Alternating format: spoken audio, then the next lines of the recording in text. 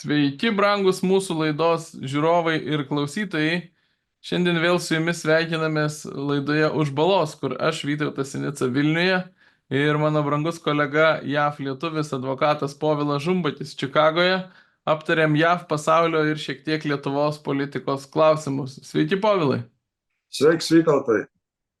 Kaip visada prisipažįstame, kada kalbamės. Šiandien yra birželio 11 diena.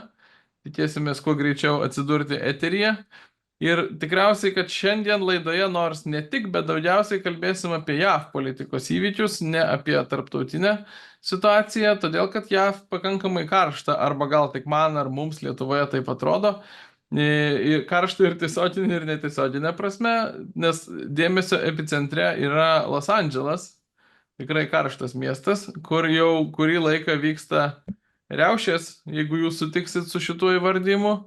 Ir dabar jau turbūt valandomis besivykstantis klausimas, kokios bus atsakomosios priemonės toms riaušėms numalšinti. Ir aš čia norėčiau pradėti turbūt nuo Adomo ir Ievos, nuo prielaidų, dėl ko visų pirma yra, protestuojama yra per švelnus žodis, dėl ko kilo šitos riaušės. Ir kokia specifinė Kalifornijos gal vietos valdžios veikla, pasirinkimai lėmė, kad būtent Kalifornijoje jos taip eskaluojasi. Nes, kaip suprantam, migracija, migrantų deportacijos yra kaip ir pretekstas tam, kas čia vyksta, bet juk jos vyksta visoje šalyje, o būtent Kalifornijoje susilaukė štai tokios eskalacijos. Taigi, Povilai, kas čia vyksta? Teisingai pastebėjai, kad yra imigracijos deportacijų klausimas. Pagal įstatymą ir pagal pažadą prezidentas Trump, jo administracija bando deportuoti nelegaliai važiavusius kabutėse imigrantus. Jie nėra imigrantai, jie teisingai yra važiavę aliens, kaip angliškai sako. Jų yra tarp 12 milijonų ir 20 milijonų, jų tarpe yra daug nusikaltusių. Dabar, kas įvyko Kalifornijoje, reikia suprasti, demokratų valdomi miestai ir valstijos yra paskelbę sanctuary. Terminas yra nuo viduramžių, kai žmonės galėdavo įbėgti į bažnyčią ir valdžia negalėdavo juos iš bažnyčios paimti, kadangi būdavo sanctuary, apsauga. Tai demokratai, kur valdo demokratai valstijas ir miestus, yra pavadinę sanctuary. Ką tas reiškia? Kad tie miestai ir tos valstijos, jų policininkai ir jų teisėtvarkos sistema nekooperuoja su federalinė sistema, su federaliniais policininkais ar imigracijos agentais, kurie bando pagauti tuos nusikaltusius žmonės. Ne tik tai, kad nepadeda, bet yra Kalifornijoje, leiskim, įstatymas, kad baudžia policininką, jeigu policininkas padėtų federaliniai valdžiai suareštuoti nusikaltusį žmogų, kuris yra deportuojamas dėl imigracijos taisyklių. Tai dabar, kadangi yra tokia situacija, tai federaliniai agentai turi ieškoti tų nusikaltusių, jiem yra sunkiau surasti ir tada juos bando areštuoti. Ir taip įvyko Kalifornijoje, Los Andželas, kur bandė suareštuoti virš 100 žmonių. Iš jų 42 buvo rimtai nusikaltusių savo valstijose prieš įvažiuojant į Ameriką neteisėtai. 11 iš jų buvo savo kraštuose nubausti už žmogžudystes, kiti bankus apiplėšė, kiti plėšikai, bet daugiausiai buvo nusikaltę puldami moteris ir vaikus ir juos pardavinėdami ir panašiai. Čia buvo rimti kriminaliniai nusikaltėliai, tų 42 iš 100. Kai jie pradėjo areštuoti, Los Andželas masė žmonių, neteisėtai imigrantų ir kitų žmonių pradėjo pulti federalinios valdžios darbininkus, kurie teisėtai dirbo savo darbą. Federalinės imigracijos agentai paskambino Los Andželas policijai, prašė pagalbos. kadangi matė, kad jiem yra pavojus asmeniškai, gyvybinis pavojus jiem. Los Andželos merė pasakė policininkam nereaguoti. Ir bent porą valandų Los Andželos policija neatėjo pagalba federaliniam agentam. Vėliau policijos viršininkas pasakė, kai jis atėjo, kad Los Andželos policija neturi resursų, neužtenka jiem apsiginti, yra toks didelis sukilimas. Tai tokia buvo situacija, kai prasidėjo prezidento Trump paskirimas National Guard ir net Amerikos kariuomenės rezervą. Jeigu galiu patikslinimo, kas yra nacionalinė gvardija, ar galima kažkaip apibrėžti per santykį su policija ir su kariuomenė, nes tai yra nei tai, tokio atitikmens mes turbūt Lietuvoje nerastume. Kadangi Amerika yra federacija, yra 50 valstijų, kiekviena valstija turi savo National Guard, kur priklauso nuo gubernatoriaus valios prilaikyti tvarką, jeigu vietinės policijos, ar yra koks nors sukilimas, ar kas nors, arba reikia padėti, daleiskim, kai yra audros, ar dideli gaisrai, ar panašiai, jie naudoja tą National Guard. Tai yra valstijų panašiai kaip kariuomenė, rezervas, valdo gubernatorius.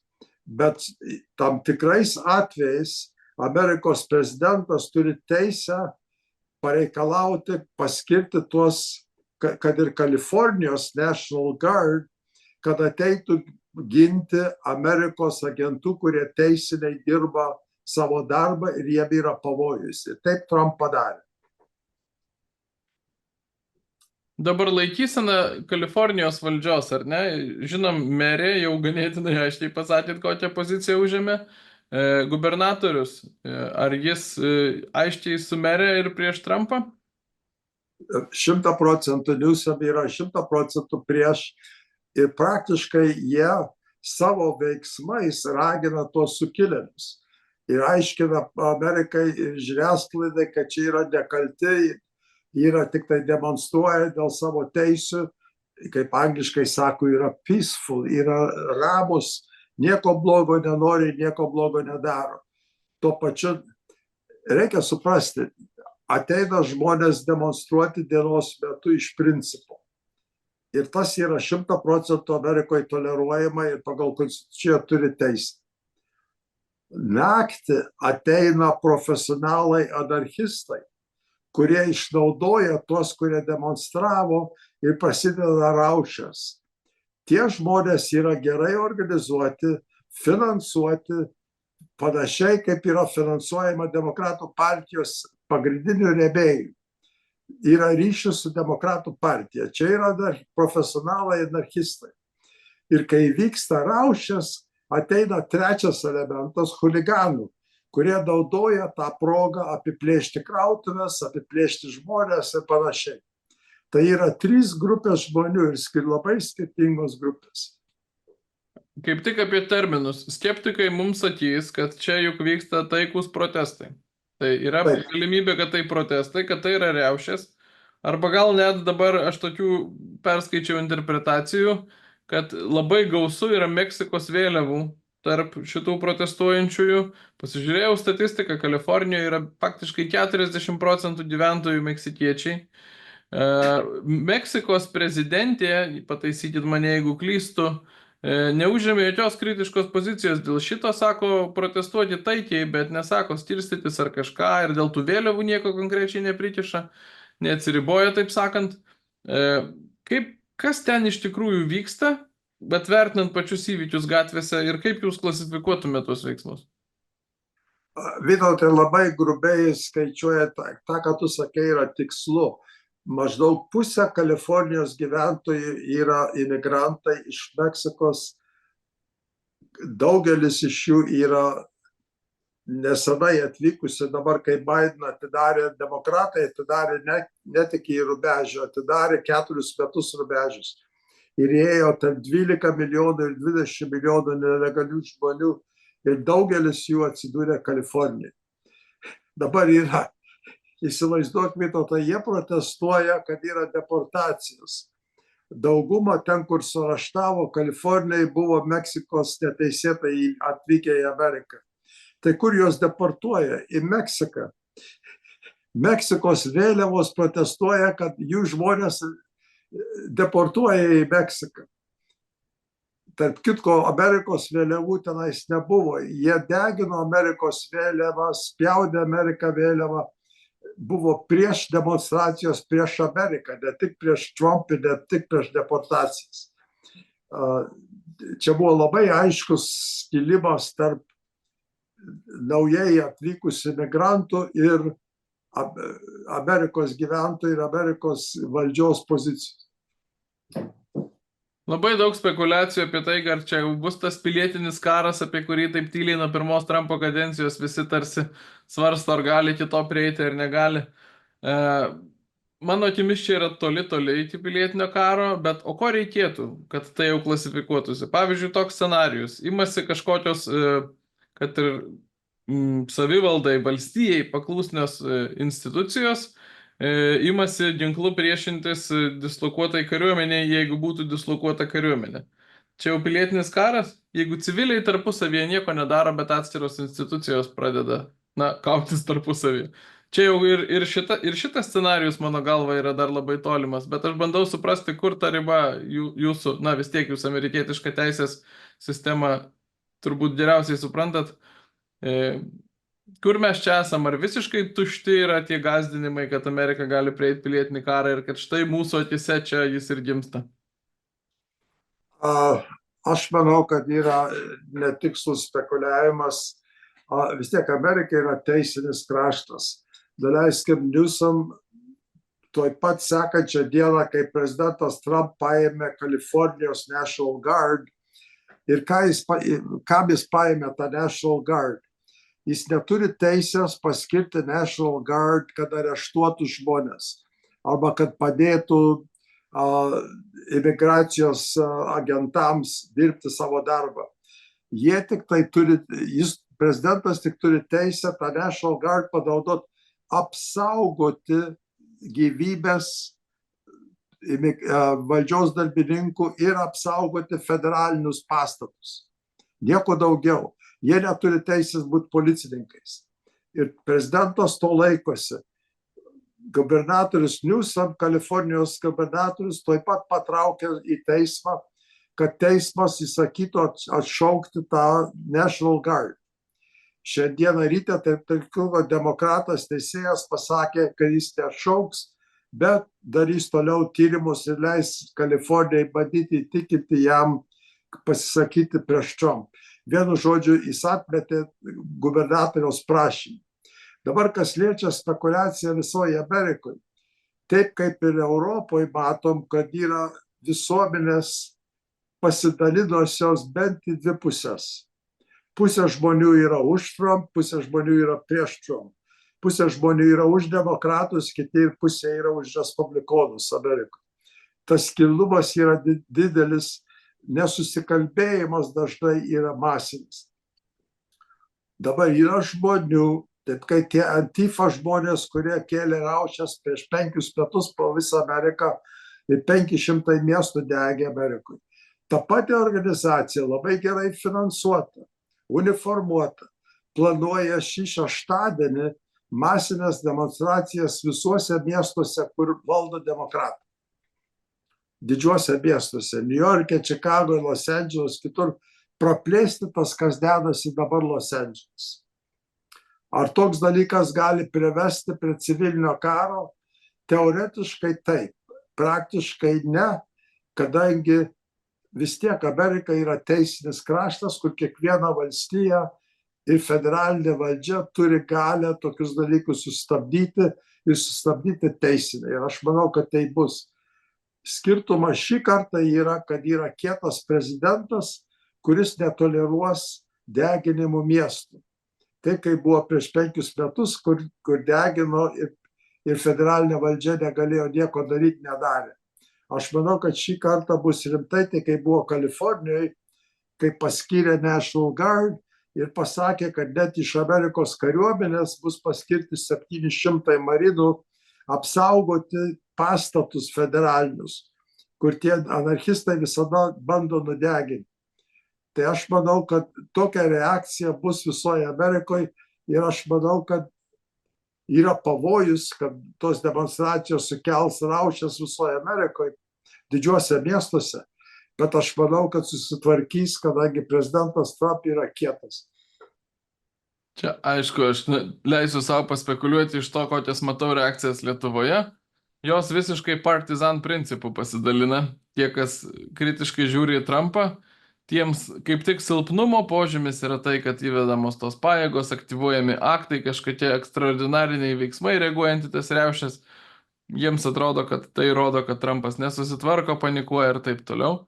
Na ir aišku, atitinkamai tie, kas pozityviau arba gal net, sakyčiau, neutraliai žiūri į jį respublikonus, tiems atrodo, kad tokia reakcija būtina, nes pačios tos riaušės yra nenormalu ir aš pats savo užduodu klausimą, turbūt čia tikrai nesu objektyvus ir nešališkas, bet mano atskaitos taškas yra toks. Jeigu jau tos riaušės vyksta, ar yra priimtinas variantas leisti joms vykti tiesiog netrukdomai? O jeigu ne, jeigu nepriimtinas, tai tada kažkokių priemonių reikia imtis ir klausimas tik tai, kurios efektyviausios. Tai, bet ta Amerikoje tradicija, Vytautai, yra, kad jeigu miestas ir valstija negali sutvarkyti raušių, tada įeina federalinė valdžia. Ir paprastai federalinė valdžia nenori kištis. Bet kadangi Trump yra kietas, aš manau, kad jis prisidės prie sutvarkymo tos sistemos, reiškia tvarkos. O atsimink, kai kalbam apie Kaliforniją, apie Los Andželas, ten yra įvykę daug tokių raušių įvairiais būdais. Paskutinės didelės raušės buvo, kai jų beisbolo komanda laimėjo pirmenybės. Irgi 2 dienas degino miestą ir plėšė krautuvės. O prieš kelius mėnesius buvo didžiuliai gaisrai Los Andželas ir Kalifornijoje. Ir Los Andželas valdžia ir Kalifornijos valdžia nemokėjo sutvarkyti net savo gaisrų. Pasirodo, trūko vandens, trūko žmonių, trūko viską ir nudegė, masiniai nudegė miesto ir priemiesčių pastatai. Ir daug žmonių liko be namų, kai kurie žuvo, kai kurie buvo apdeginti ir panašiai. Kalifornija nesusitvarko savo reikalų. Ir tos raušės parodė dar kitą pavyzdį, kaip yra betvarkė Los Andželas ir visoje Kalifornijoje. Iš tikrųjų, dabar nesiplėsim, bet drįsiu parekomenduoti mūsų klausantiems ir žiūrintiems. Yra Michaelo Schellenbergerio knyga apie San Franciską. Dabar reiktų pasitikslinti pavadinimą, bet būtent apie tą eilę priemonių, kuriomis yra nuvaldyti Kalifornijos miestai, tiek leidžiant benamių gyvenimą gatvėse, nesprendžiant to kaip problemos, narkotikų vartojimą gatvėse, vagystės berods iki $1000 ar panašiai. Na, žodžiu, plačiai pasklidęs nebaudžiamumas ir to faktinė išraiška man pati ryškiausia yra masinis judėjimas žmonių iš Kalifornijos. Keli šimtai tūkstančių jų patraukė per pastaruosius keletą metų į kitas valstijas. Tai aišku, priežasčių yra visas rinkinys ir tikrai negali išskirti vienos, bet Kalifornija yra valstija, iš kurios žmonės emigruoja, o ne atvirkščiai. 3 milijonai emigravo per paskutinius porą metų.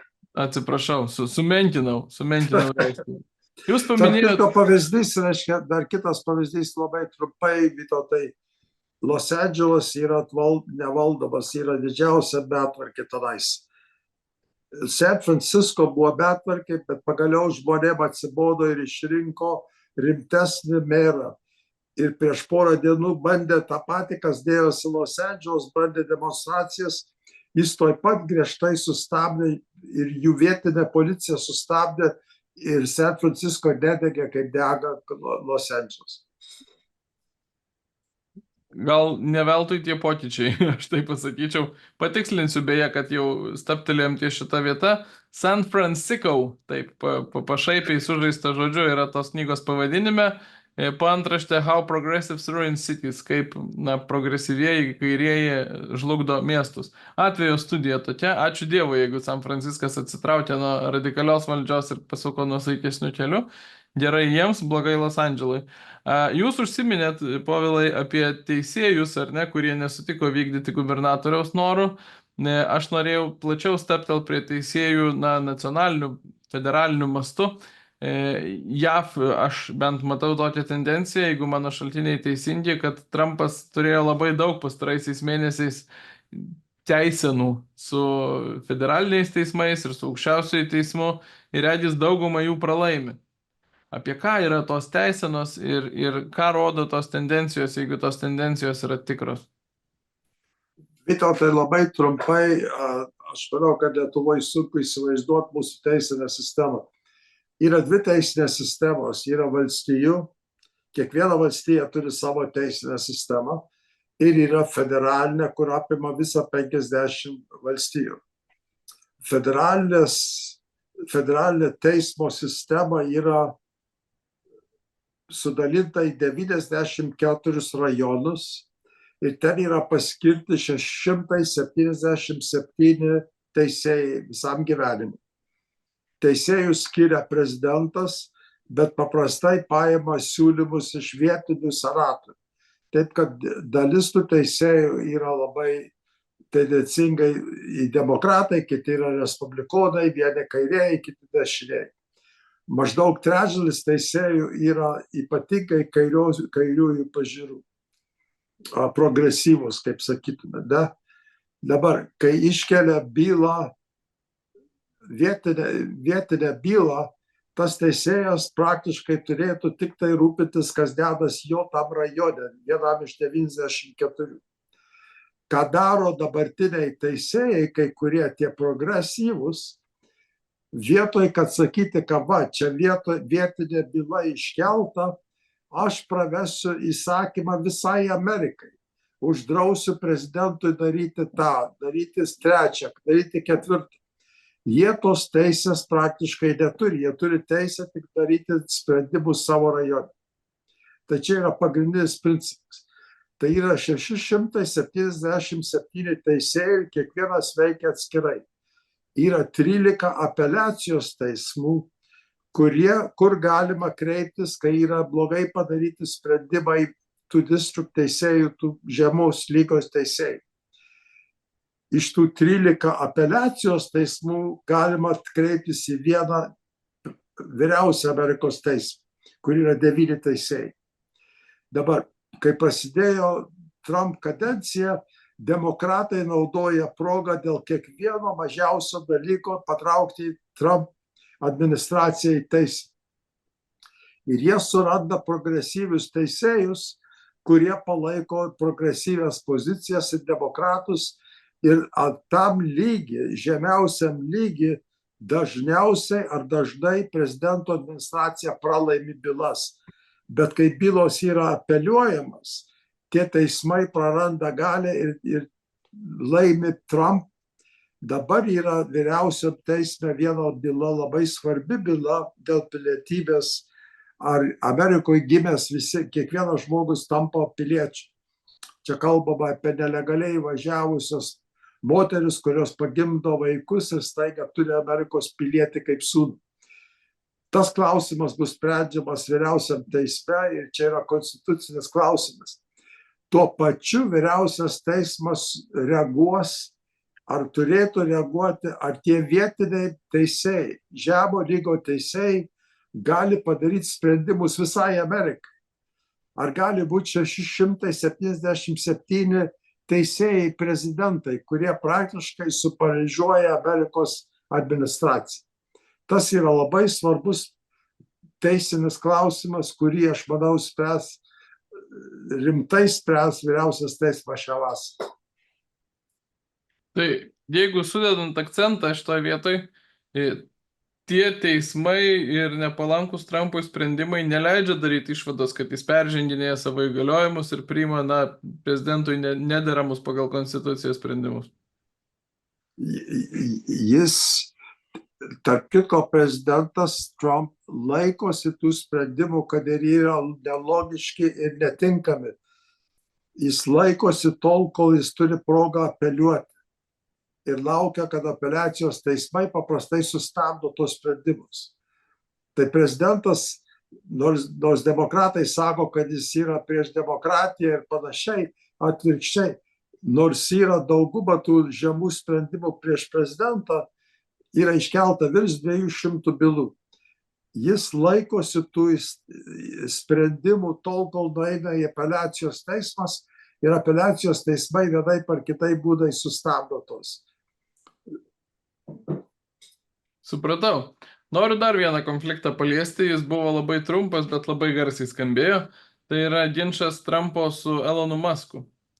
Tikriausiai matėt, girdėjot, mes čia irgi šiek tiek matėm, girdėjom, apsižodžiauta buvo ypač aštriai, sakyčiau, ypač iš Musko pusės, apkaltina netgi tuo, kad Trumpas būtų buvęs, yra Epšteino salos, ištvirkavimų salos, taip pavadinkim, dalyvių sąrašuose, todėl ir neišviešinami tie sąrašai.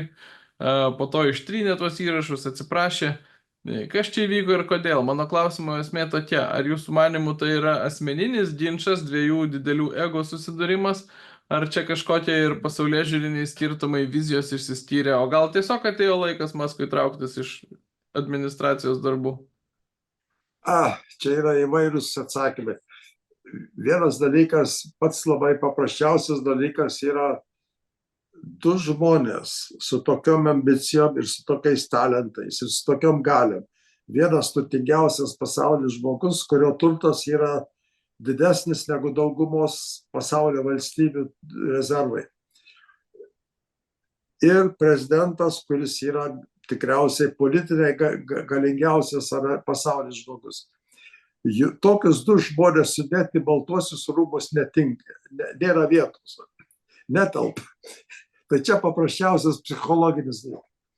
Dabar Musk sutiko padėti pertvarkyti betvarkę Amerikos federaliniai valdžioj. Jis sutiko dirbti 130 dienų kaip patarėjas. Čia pagal įstatymą jis ilgiau negali dirbti. Tai jo laikas praktiškai užsibaigė, kiek jis gali dirbti. Tai kaip jis išėjo ir prezidentas jį vėlai paleido, kadangi Musk vadovauja 5 didžiuliam korporacijom, kurios labai yra sėkmingos ir pelningos ir galingos įvairiose srityse. Nuo raketų iki mašinų, iki interneto ir panašiai. Ir medicinos. Jis nemoka dirbti kaip politikas, jis dirba kaip prezidentas korporacijos ar korporacijos vadas, kur nieks negali jo apeiti, jis duoda įsakymus, turi visi klausyti.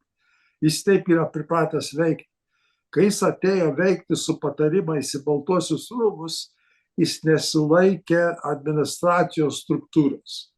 Vietoj, kad eiti per sekretorius, ar kai Lietuvoje būtų ministrais, perėjo tiesiog į jų skyrius ir pradėjo daryti tvarką. Ir kilo trintis tarp ministrų arba Amerikoje sekretorių ir Musk. Ir tas nebuvo labai viešai, bet buvo aiškus trynimasis, kadangi jis smarkiai pertvarkė visas agentūras, kuris įkišo pirštus. Po to ant galo, kai dabar jis išėjo ir prezidentas jį išleido gražiai, nors jis aiškiai norėjo, kad išeitų, Musk pamatė, kad respublikonų įstatymas, kurį bando patvirtinti dėl mokesčių, jo kompanijai, Tesla, labai pakenks, nes sumažins teisę nusirašyti nuo mokesčių $7,000, kai perki elektrinę mašiną. Tas yra didžiulis pliusas mašinų kompanijom, bet didžiulė nuostolis Amerikos valdžiai. Ir respublikonai nutarė tą nutraukti. Ir tas tiesioginiai Teslai ir Musk pakenkė.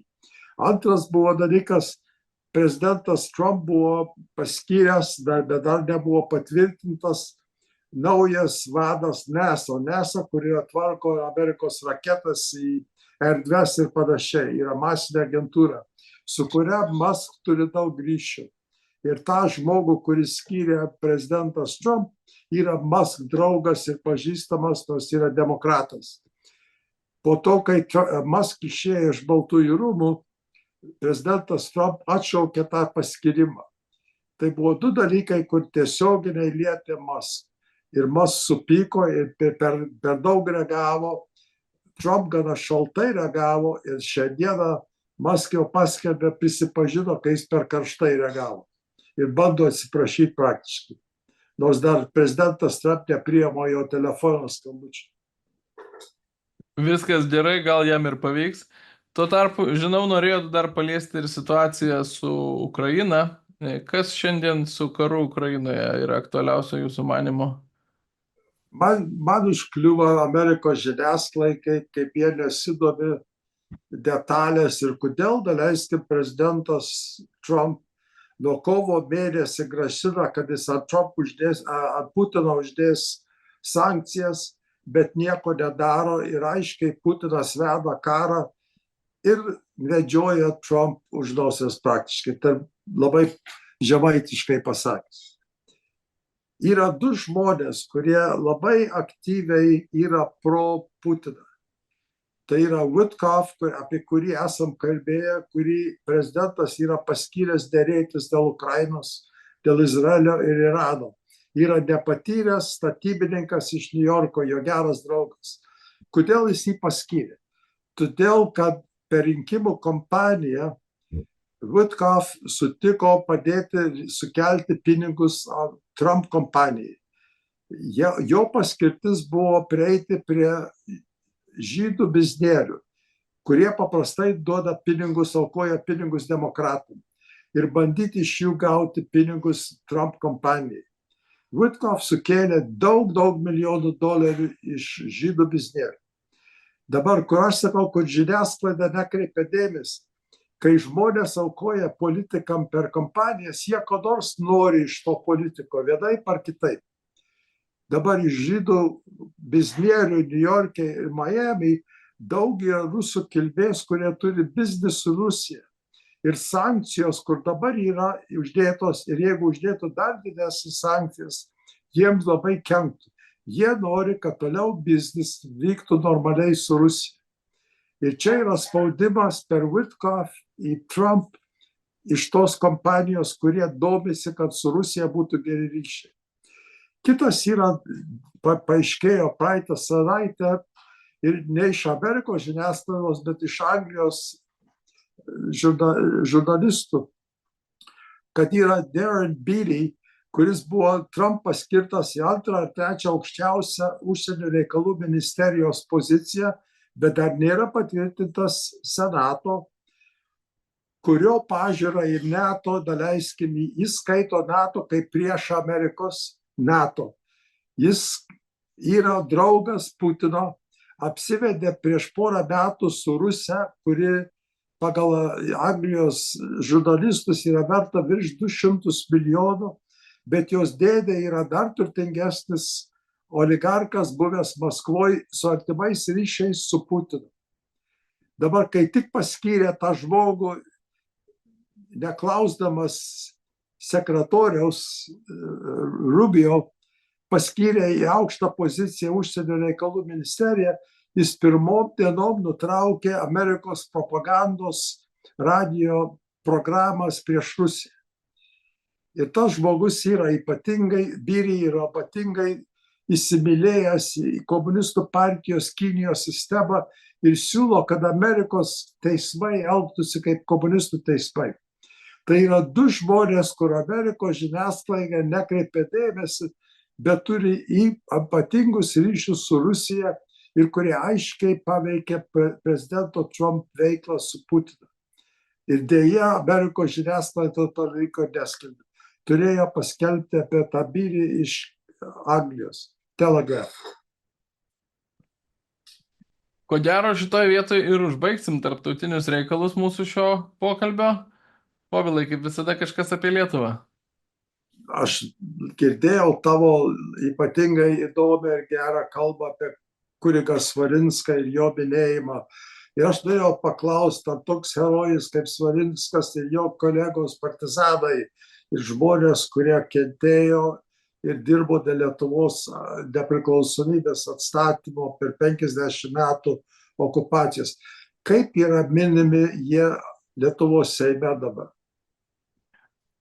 Pradėsiu gal nuo Svarinsko. Aš tikrai džiaugiuosi, šiais metais yra Svarinsko 100-metis minimas ir Nors sausio mėnesį, kada būtų gal tikslingiausia tą padaryti, tas nebuvo padaryta, bet kita vertus, geresnių laikų Seime, tai yra prasidėjus Seimo sesijai, buvo surinktas minėjimas ir aukščiausių lygių, kokius Seime jis gali būti surinktas, tai yra ir plenarinis posėdis prasidėjo nuo jo pagerbimo, signatarai apie jį kalbėjo posėdyje, o po to buvo surinkta konferencija Seime, kur irgi ir profesoriai, įvairi akademinės bendruomenės atstovai pranešimus skaitė ir man teko su signatarų klubu, tas renginys buvo mūsų organizuotas ir aš taip sakyčiau iš atgarsių, kad pavykęs, nes žinot, visada yra, gal nežinot, aš tikiuosi, kad JAV tai nėra žinoma, bet Lietuvoje yra tam tikras niuansas, kad nepatogus rezistentai sistemingai kalbėjo po nepriklausomybės labai kritiškai ir apie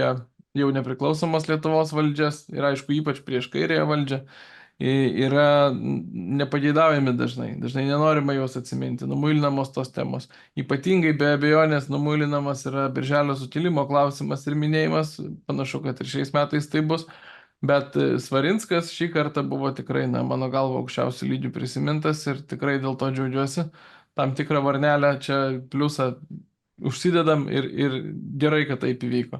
O apskritai partizanų atminimas, be abejo, kiekvienais metais minėjimai vyksta, partizanai nėra ta visuomenės grupė, kurie būtų pamiršti valstybės. Čia su visu savo kritiškumu turiu pasakyti, partizanai kaip tik yra, aš sakyčiau, vis labiau grįžta į, čia labai grubiai nuskambės, į apyvartą. Su jais yra medijų turinio kūriama, filmai, serialai, laidos, dokumentika, diskusijos apie partizanus yra kalbama.